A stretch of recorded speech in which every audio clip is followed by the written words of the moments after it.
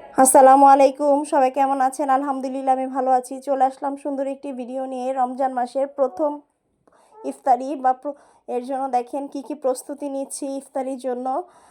আমি এক ট্যাং বানিয়ে নিলাম, আর ইসবগুলোর ভুসি আর তোকমা দানা দিয়ে এক ঝগ শরবত বানিয়ে নিলাম, 2 ঝগ আর কি।